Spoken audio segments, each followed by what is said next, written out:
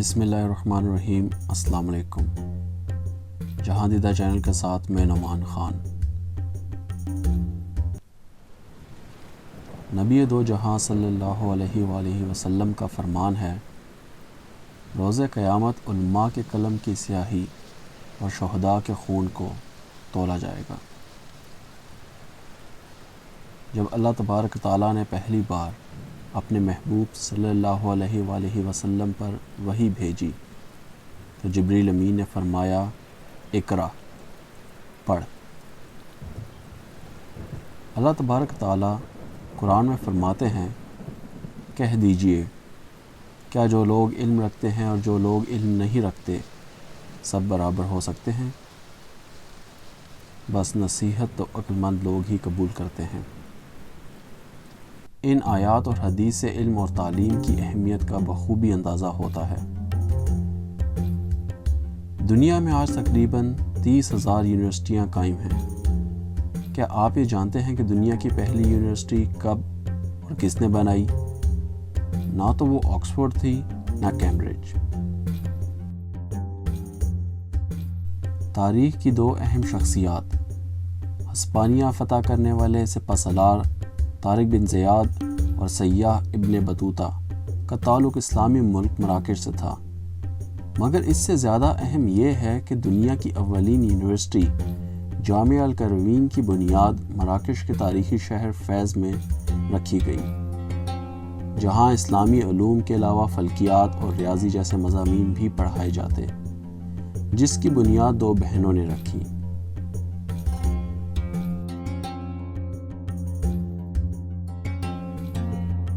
سن 859 عیسوی میں مراکش کے شہر فیض میں ایک بیوہ خاتون فاطمہ بنت محمد الفہریہ نے اس کی تعمیر کے تمام اخراجات مہیا کیے۔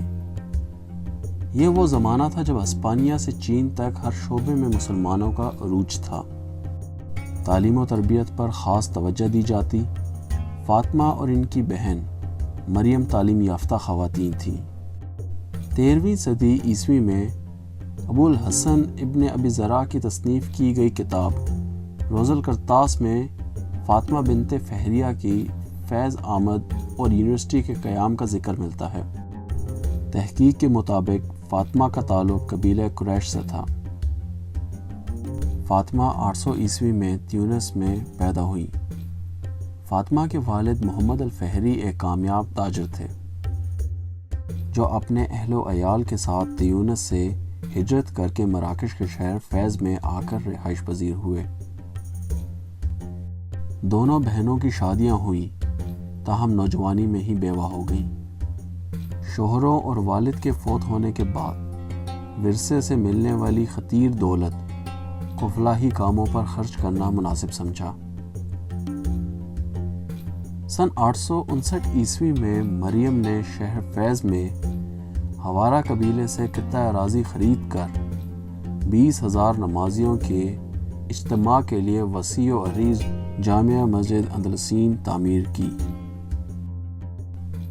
ان کی ہمشیرہ فاطمہ نے اس مسجد سے ملحق ایک مدرسہ تعمیر کیا، جس کو دنیا کی پہلی یونیورسٹی ہونے کا اعزاز حاصل ہوا۔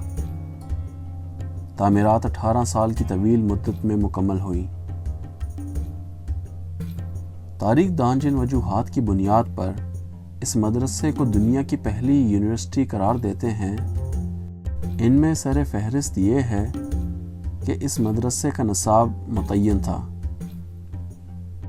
اور یہ نصاب صرف دینیات پر ہی مشتمل نہ تھا، بلکہ ریاضی اور فلکیات جیسے مضامین بھی اس کا حصہ تھے۔ تاہم جلد ہی یہاں حساب، فلکیات، طب، منطق کے شعبہ جات بھی قائم کیے گئے۔ یہ تدریسی علوم کے اولین شعبہ جات تھے جو کہ انفرادی طور پر کسی یونیورسٹی کا حصہ بنے، جسے فیکلٹی یا ڈسپلن کہا جاتا ہے۔ یہ دنیا کا پہلا تعلیمی ادارہ تھا جہاں باقاعدہ ڈگری کا اجراء کیا گیا۔ یونیسکو اور گینس ورلڈ ریکارڈ سے بھی اس یونیورسٹی کا قدیم ترین ہونا ثابت ہوتا ہے۔ مسلم تاریخ کی اہم ترین لائبریریاں جن میں سمرقند اور بخارا کے علاوہ قاہرہ کے ہاؤس آف وزڈم لائبریری کو جلا دیا گیا۔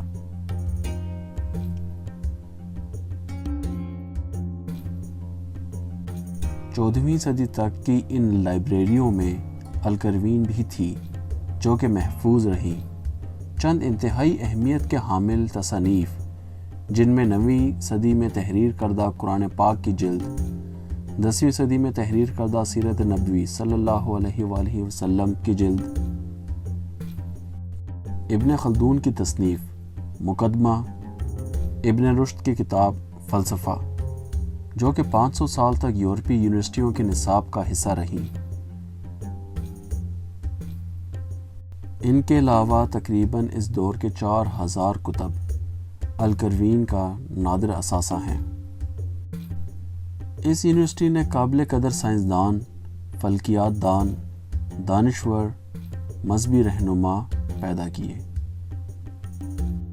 عالم اسلام کے مشہور و معروف مورخ، فقی، فلسفی اور سیاستدان ابن خلدون دنیا جسے تاریخ کے بانیوں میں شمار کرتی ہے، جامعہ الکروین سے ہی فارغ التحصیل تھے۔ آپ نے اپنی مشہور کتاب مقدمہ بھی یہاں کی لائبریری کے مسودوں سے مستفید ہوتے ہوئے لکھی۔ مسلم فلسفی، طبیب، محدث، ماہر فلکیات اور مقنن ابن رشد 12ویں صدی کے مشہور ترین شخصیات میں سے ایک، آپ بھی جامعہ الکروین سے ہی فارغ التحصیل تھے۔ وراثت کے اسلامی قوانین پر لکھی گئی مشہور زمانہ کتاب المدخل کے مصنف العبدری الفاسی 13ویں صدی کے نظریہ دان بھی اسی یونیورسٹی سے فیضیاب ہوئے۔ ابو عمران الفاسی مالکی فقہ کے ممتاز اسکالر، علم اور ذہانت کی وجہ سے وہ بنی ابی حج کے نام سے جانے جاتے تھے، وہ بھی اسی یونیورسٹی سے فیضیاب ہوئے۔ دنیا اسلام کے ممتاز صوفی، عارف، محقق ابن عربی بھی جامعہ الکروین سے فیضیاب ہوئے۔ ارطغرل جیسے لازوال ڈرامے میں آپ کا کردار دکھایا گیا۔ 800 مسودے آپ سے منسوب ہیں۔ جہاں اس یونیورسٹی کو یہ اعزاز حاصل ہے کہ مشہور ترین مسلم سائنسدان اس یونیورسٹی کے فارغ التحصیل ہیں، وہیں نامور غیر مسلم فلسفہ دان، سائنسدان بھی یونیورسٹی سے فارغ التحصیل ہیں۔ یہودیوں کے پائے کے فلسفہ دان موزز بن میمن نے بھی اسی یونیورسٹی سے تعلیم حاصل کی۔ موزز نے 12ویں صدی میں یہودی قوانین پر عہد ساز کتاب لکھی جو کہ 14 جلدوں پر مشتمل تھی۔ پوپ لیو دہم کے سفیر لیو افریکانوس بھی جامعہ الکروین سے فارغ التحصیل تھے۔ لیو نے ہی افریقہ کا سب سے مستند نقشہ تیار کیا۔ یورپین فلاسفر نکولس اور ڈچ مین گولائت جیسے مشہور شخصیات اسی یونیورسٹی سے فارغ التحصیل تھیں۔